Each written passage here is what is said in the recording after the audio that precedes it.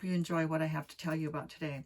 I'm continuing on with our home improvement channel about our Airstream life. And today I wanted to talk to you about a few things inside the trailer that we have changed or upgraded that have made life better for us. So first off is this little cabinet right up here. When we got this cabinet had no ability to stay open by itself. Bob put in this gas strut, and this is one that measures 8 inches with the hardware from top to bottom. So when you're purchasing one, you need to look at what your extended length will be and whether it counts the hardware, and then what your closed length will be. So both of those dimensions have to be known before you can put that in. But it's an easy install once you know what product you're getting. Next over here, on the top shelf, we put in a sliding wire shelf. And this will come out the entire distance. It fits clear back in there. And this is a deep cabinet that was too high for me to really be useful without stepping up onto something.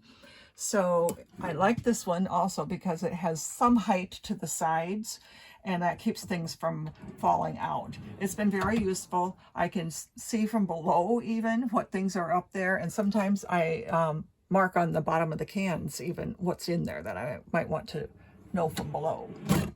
Down on the bottom shelf, we added this nice turntable Lazy Susan.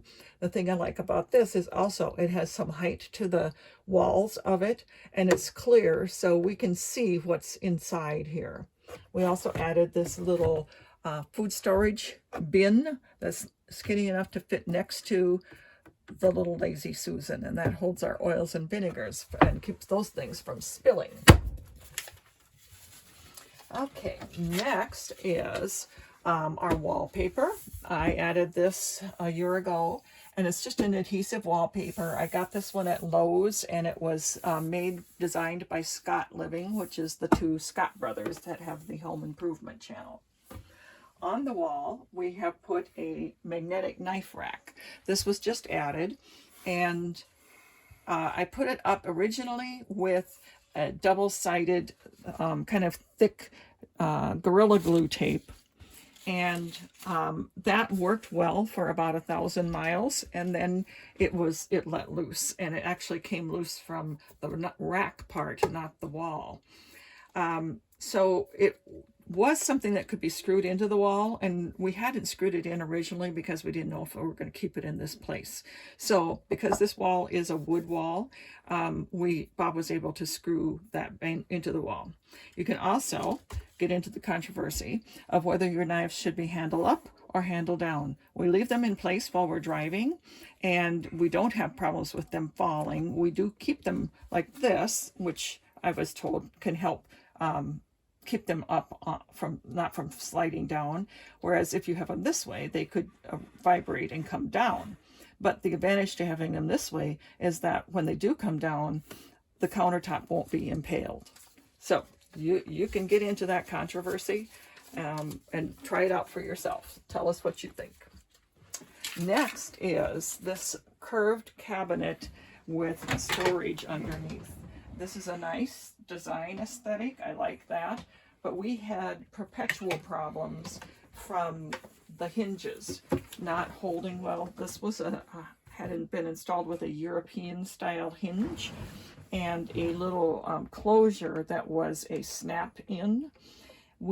Bob tried to get this cabinet straight and reinforced the holes. The screws would pull right out. They just weren't holding together. So he took everything out, put in a piano hinge from top to bottom, and that's really easy.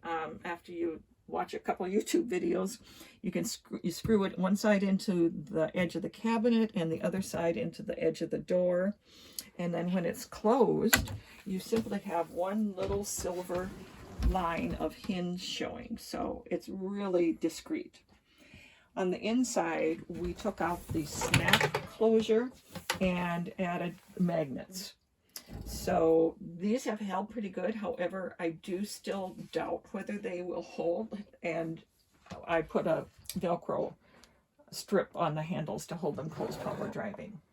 Inside this cabinet, storage is plentiful, but you have to find the right size and height and shape of containers to put in there. I finally came across this one, which is a bin that is normally used in your household cabinets with the Lazy Susan in the corner. And this is 10 inches deep, and it is called a 1/6 container because 6 of these would fit all the way around the circle in your normal home cabinet. I just use it like this, and it fits right inside the door very nicely there and holds the things that I use most often. Up here is another example of something that we've changed. We like to have this little countertop space. We have very little countertop space, so we like to keep it open if we can. When this shade comes down, it has to be fastened at the bottom on this little hook down there, or it will snap back up. So we generally just left it open and didn't worry too much about the privacy. Then I found these little closures, which are from the company called Zarcor, Z-A-R-C-O-R. And they have been around for a while. If you're in the boating world with your yachts, you might have already been informed about this company. And they make these closures for all sizes and shapes of windows, primarily starting out in the marine world. But they have closures that are made now specifically for Airstream windows. So there's 2 sizes of these little ports depending on your model of trailer. And you just attach them with a little adhesives onto the inside of the glass, and then this slides back and forth very easily to give you privacy at night. You don't have to move your shelf. So that's everything according to the kitchen here, and we still have some more things we'll want to share with you in another short video. So I hope you enjoyed that. Please leave me your questions and comments if you want to know more or discuss what I've talked about. Thank you. Bye-bye.